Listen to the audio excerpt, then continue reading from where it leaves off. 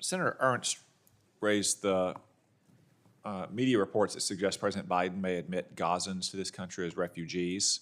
I agree with her. I think that would be insane. There's a reason why Egypt won't let them in, and Egypt is right on their border and speaks their language and has a vested interest in protecting itself from threats from Gaza. If they won't let them in, I don't think the United States should let them in either. But I want to focus now on the actual threats from the crisis at our southern border of actual migrants who've crossed in this country already. Director Haines, FBI director, recently said the terrorist threat level that we're contending with right now is at a whole other level. Do you agree with Director Ray's assessment? Yes, I think it's just absolutely the terrorist threat level is of grave concern, and we can obviously have discussions in closed sessions about what that means. But so I would agree with that. How many illegal immigrants on the terror watch list have been caught at the southern border this year?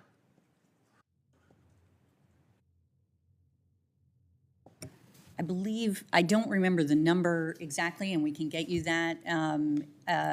Many of them, as I recall it, are ones that came out of Colombia. We should give you. I think further the answer details is on 75. Do you think we pitched a perfect game at the border and caught every single migrant on the terror watch list trying to cross into our country? No, but being on the terrorist watch list, meaning that if there is known or suspected terrorists or there's information that they may have had contact with, doesn't actually mean that they are all. Okay, how many terrorists have tried to cross the southern border during the Biden administration's tenure? Sir, I don't know that I can give you a precise I think the answer number is on that. 357. Again, do you think we pitched a perfect game for the last 3.5 years and got 357 out of 357? No, I don't think so. How many terrorists tried to cross the southern border during the 4 years of the Trump administration? I don't know, sir. I think the answer is 11. The Biden administration has also granted entry to more than 7,300 illegal aliens who are known as special interest aliens, which means they come from notorious terrorist breeding grounds like Uzbekistan, Syria, and Iran, and pose a potential national security risk. That number was based on data collected before Hamas's October 7th atrocity against Israel. Since then, do you think that there may be an even greater surge of Islamic extremists trying to cross our open southern border? Can you repeat the question, sir? The Biden administration had granted entry to more than 7,300 illegal aliens in the special interest alien category from places like Uzbekistan, Syria, and Iran, and that number came before the October 7th atrocity in Israel. Since then, do you think there might have been an even greater surge in Islamic extremists trying to cross our open southern border? We haven't seen Hamas directing essentially folks or others in the region to come into the United States to engage in attacks from the Gaza conflict. That doesn't mean that obviously this isn't something that could develop over time, but we're not seeing that related to the Gaza conflict, if that's last year, Customs and Border Patrol officials in San Diego issued an internal intelligence notice titled "Foreign Fighters of the Israel-Hamas conflict may potentially be encountered at the southwest border."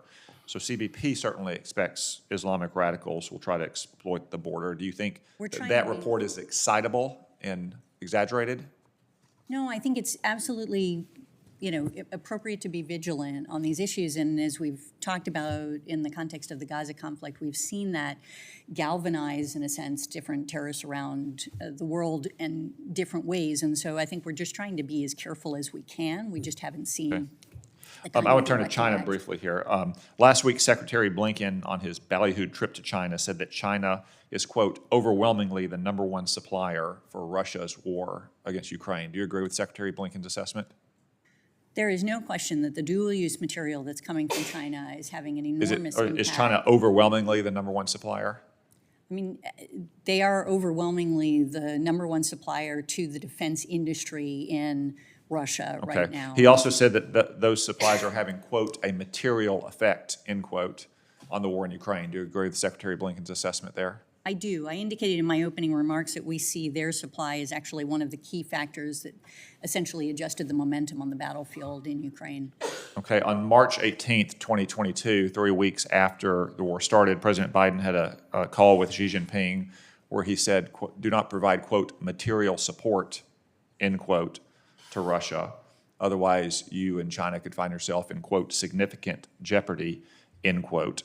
That appeared to have gotten Xi Jinping's attention in 2022 if you look at trade data.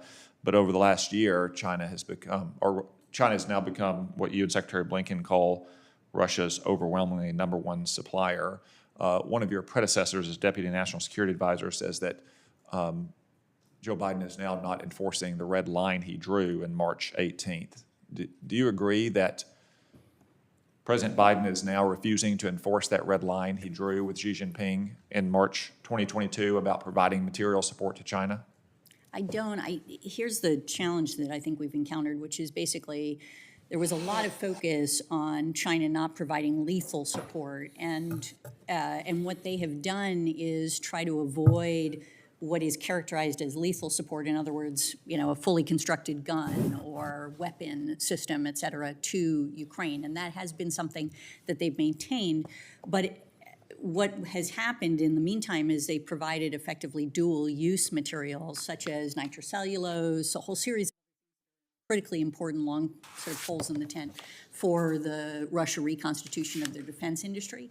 And that's been the space that policymakers I know have been working, including with Congress, to try to prevent from going to Russia. And there's been mixed success in pushing back against that. My time is up. I would dispute the characterization that China is only providing dual-use material, but I don't think there can be any question that President Biden drew a red line in March of 2022, and he has not been enforcing it against China since.